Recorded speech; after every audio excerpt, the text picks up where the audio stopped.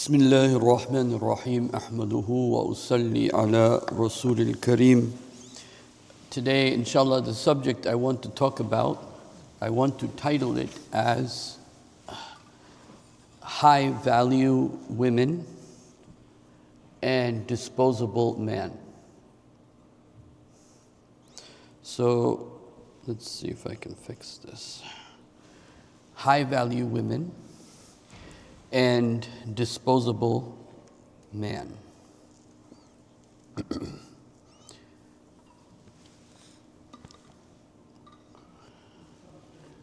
What makes, or rather, let me start by saying there are two Quranic terminologies, or three Quranic terminologies that I want to actually discuss.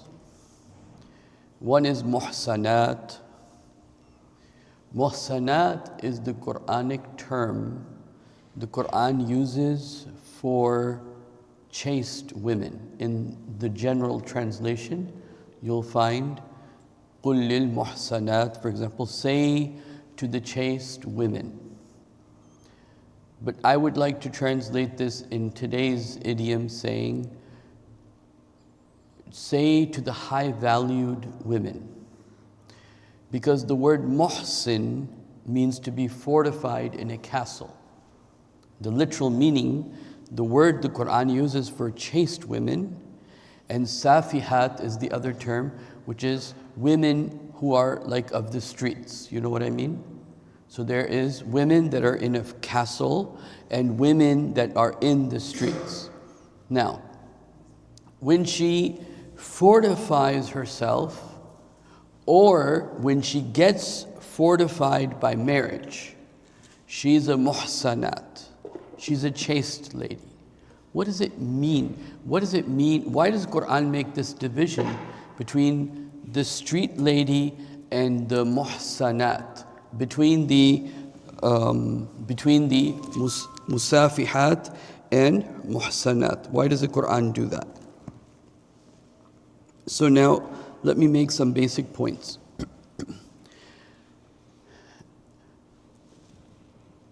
In the modern society,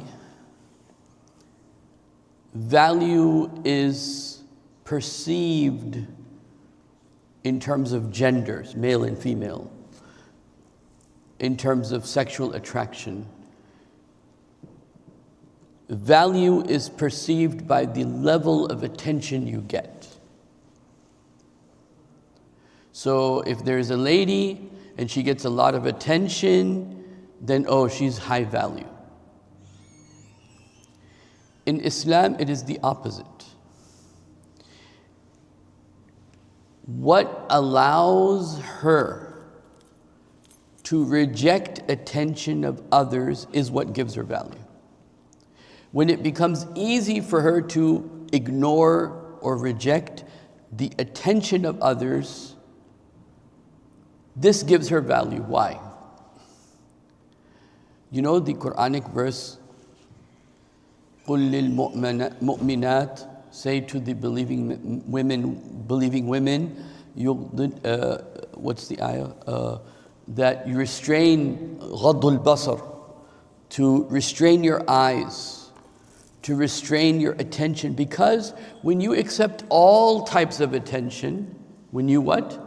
Accept all types of attention, you can't make a distinction between what is good attention, what's negative attention, what's a narcissist's attention, what's a good brother's attention, what's a bad person's attention. You can't differentiate. Every person who's giving you attention, your ego is just enjoying the attention without able to see what is good attention or bad attention. So muhsanat, the high valued lady, is the one who is able to easily reject the attention of others.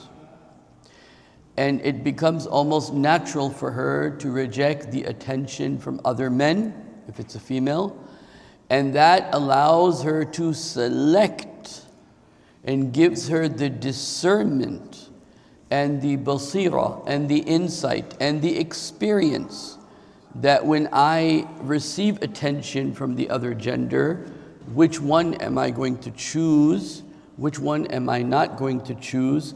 And this selective choosing of attention gives her value, rather than what is perceived in the modern times, that any type of perception, any type of attention is perceived as positive. Do you get what I'm trying to say so far? Okay. So what does Islam do? The selective attention, to have discernment of the type of attention you receive and give, makes the person have a higher chance of being in a positive relationship. You know something very interesting that happens? This is very common. American therapists, they all talk about this, that there was a relationship number one. Because why did the relationship happen? Because they're receiving attention, right? So the attention, a certain type of attention led to a certain type of relationship. The relationship didn't work. Now the person's looking for attention. And because of that attention, they also get into a relationship again. Why did they fall into this same cycle? Why? Why, if the first relationship was a narcissist, for example, why does the second relationship also end up being a narcissist, even to the point of the fifth and the sixth and the seventh relationship is also a narcissist? Because she never trained herself, or he never trained himself to choose the type of attention, but chose every type of attention, and the one that made them feel the best, which is not necessarily the best for them, but then they fell for that same relationship over and over again. Do you see what I'm trying to say? Right? So what Islam does is it creates high value by teaching you to women and men to restrain is one word, but which attention you selectively choose and which you choose to engage with when it comes to the other gender. How will you choose? How will you discern? How will you get that training? Right? So this becomes very important in a lady learning that, okay, high value is not in every type of attention I get. Every boy that says something good to me, that's what it means. No, the high valued lady is the one who is able to easily reject, ignore, and selectively choose the type of attention she wants. I'm saying this because, when boys and girls are together, especially when they're teenagers, and so on and so forth, then what happens is that girls like every type of attention, and boys also like every type of attention, and they're not trained to make a discernment between good attention from the opposite gender.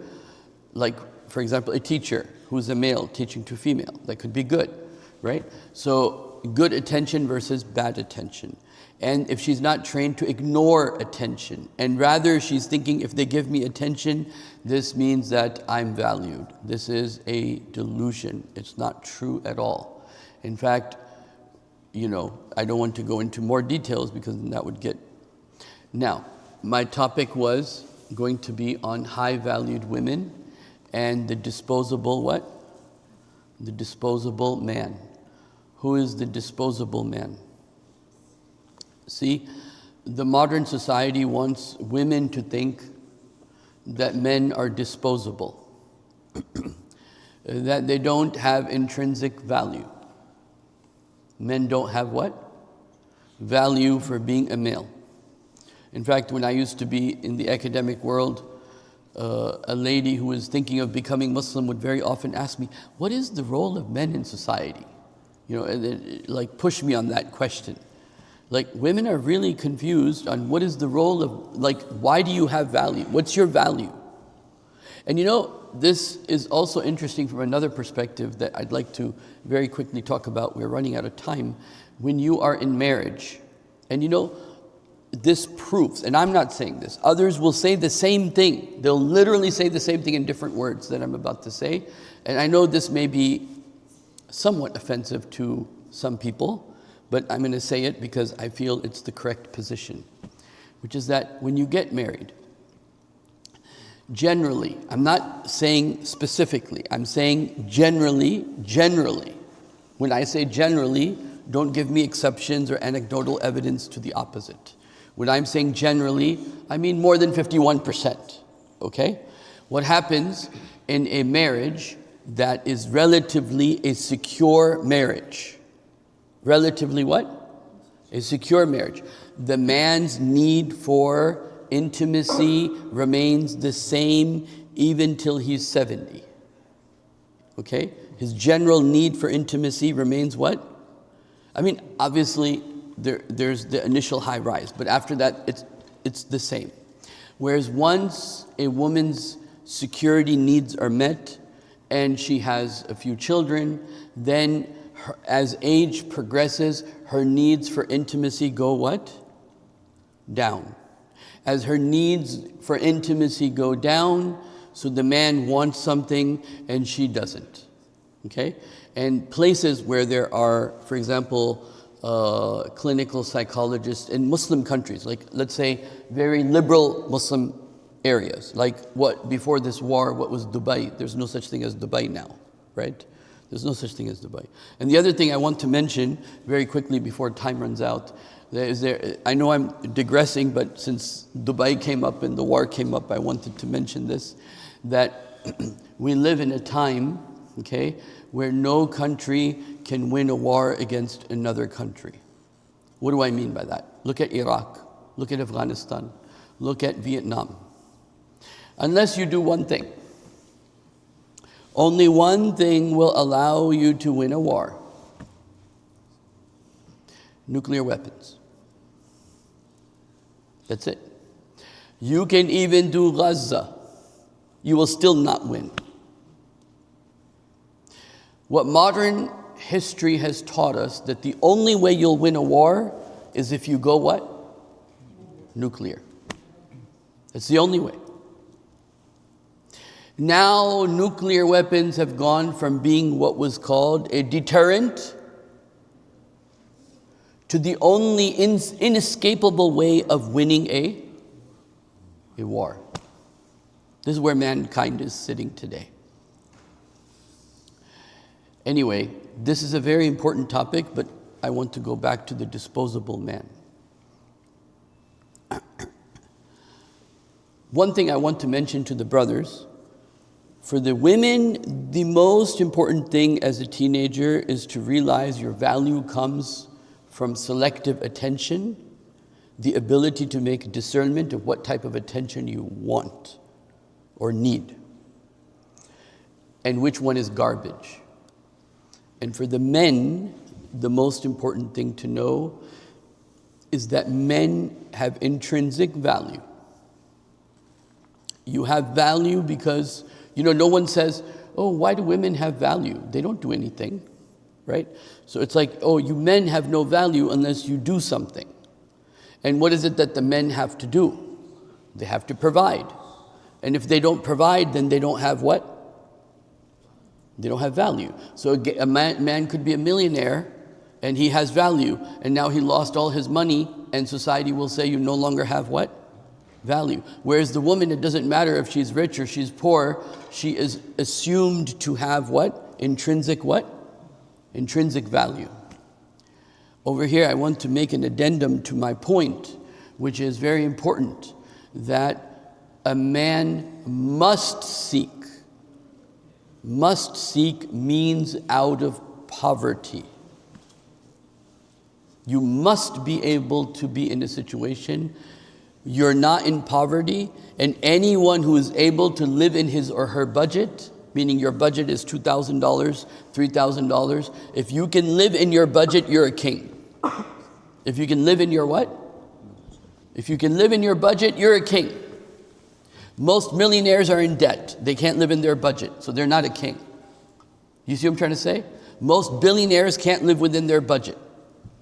So the man who learns how to live in his budget, my budget is $4,000 a month, my budget is $3,000. If you can live in your budget, you're a king. And the dumbest man is the one, the Quran calls them sufaha, meaning foolish people are those who don't know how to spend money.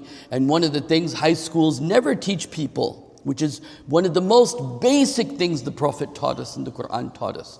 The Prophet said the middle way in nafqa, in spending money, the middle way is nifsul ma'ish. It's half of living, that you don't overspend, you don't underspend, you spend according to your means in the middle way. Why am I saying this? Again, time is running out, so let me say this, very important. Seeking means out of poverty, if you don't do that, you know what they say about the poor person? I'm talking about the person impoverished. Impoverished in the sense he's poor. He may have friends, he'll have no relationships. He will lose his wife. He will lose his children. If you are in poverty, you can have no success in spirituality because you'll be worried about food all the time rather than thinking about Allah. If you're thinking about money, if you don't have money, you will be in unstable situation in life. Sometimes up, sometimes down. Sometimes you have a job, sometimes you don't have a job. Having stability and income, and you know how much the Prophet used to teach and do dua, that Allah, I ask your protection from what? Faqr. How many du'as about, I don't want faqr. The Prophet ﷺ said, al-faqru yukadul kufr. To be in poverty is like being in kufr, because when you're in poverty, you'll do anything, right? You don't care about halal and haram at that time, and you put yourself in a situation where you can compromise your deen or anything because you don't have money. And this is where the future is taking us. The slavery of the future, that's a whole different topic. أقول قولي هذا أستغفر الله لي ولكم ولسائر المسلمين والمسلمات. Let's teach our girls to be selective of the attention they give and take, and the men that they're not disposable, they have intrinsic value, but they must beware of the curse of poverty. أقول قولي هذا أستغفر الله لي ولكم ولسائر المسلمين والمسلمات. السلام عليكم.